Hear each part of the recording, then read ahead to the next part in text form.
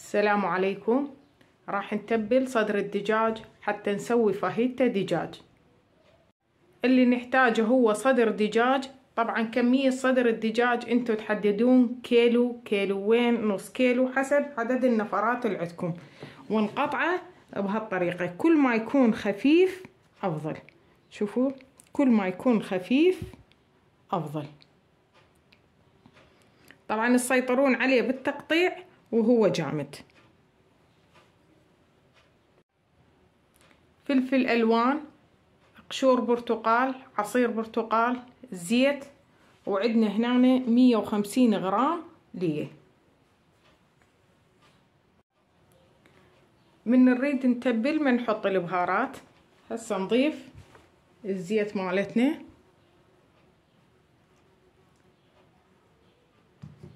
وعصير البرتقال. طبعا انا عصرته هو واللب مالته، وقليل من قشور البرتقال،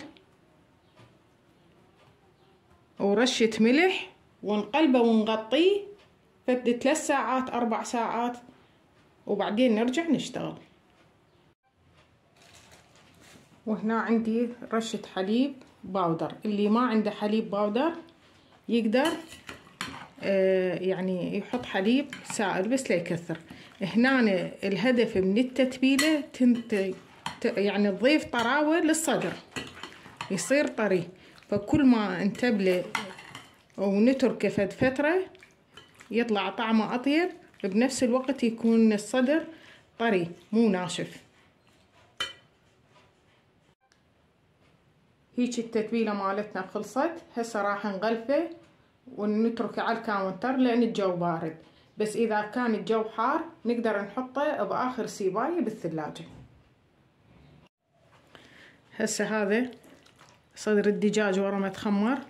طبعا نشيل هم القشر مال البرتقال لهنا انتهى دوره. الهدف من نقع الدجاج او صدر الدجاج ورا ما نقطعه وهو يصير طري، يعني كل ما ينقع بزيت الزيتون وينترك يصير أطرى. هسه عندنا بصل جوانح وقطع ليه، والفلفل الألوان المقطع. إذا ماكو فلفل ألوان مقطع تضيفون فلفل أخضر عادي، كلش عادي. وهنا عندي قشر ليمون. طبعا هذا على الرغبة، بس أنا كلش أحب طعمه فأضيفه.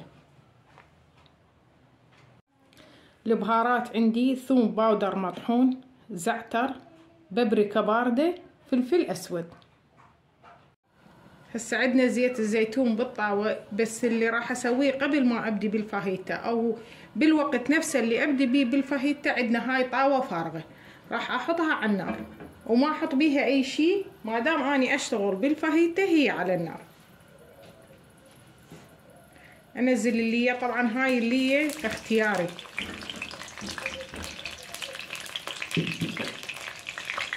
تحمس واكمل شغل. هسه نذب البصل. طبعا الفاهيتا طيبتها بكثرة الخضار. نقلبه الى ان يذبل ونكمل شغلنا. هسه نضيف الدجاج مالتنا او صدر الدجاج. طبعا والحلو هي بهاي الاكلة انه هي سريعة وغير مكلفة.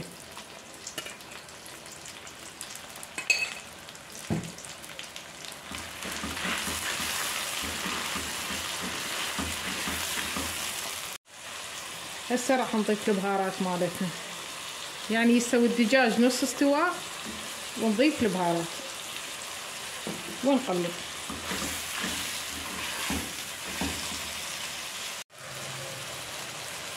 هسه ورا ما تقريبا نشفت السوائل ننزل الخضار مالتنا. طبعا المفروض هسه الفطر حسب الرغبة، بس اذا احطه انا عندي واحد من ولدي ما راح ياكل الفطر، الفاهيتا اذا احط لها فطر ما ياكلها. هسه نتركها شويه هاي الخضار مالتنا تذبل نكمل شغلنا. هسه هنا أنا عندي دبس فليفلة، خففته بشوية خل أبيض ومي حتى أطفي بيه الفاهيتا ورا ما نخلصها. هسه هاي الفاهيتا مالتنا صارت جاهزة، راح نطفيها. وهاي الطاولة اللي حميناها ايش راح نسوي؟ هسه ندير الفاهيتا بيها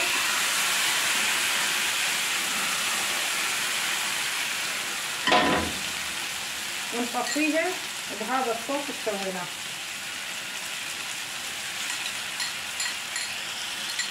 ونقلب.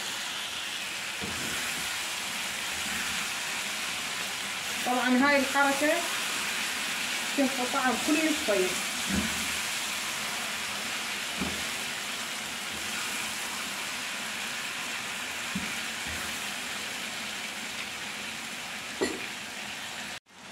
هسه هنا عندنا الجبن،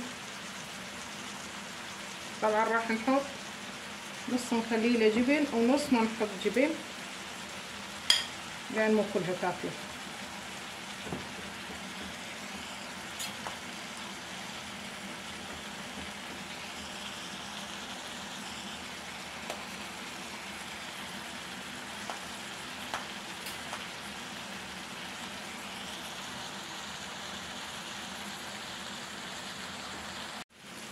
هسه شوفوا ورا ما ذاب الجبن نطفيها وصارت جاهزة للأكل.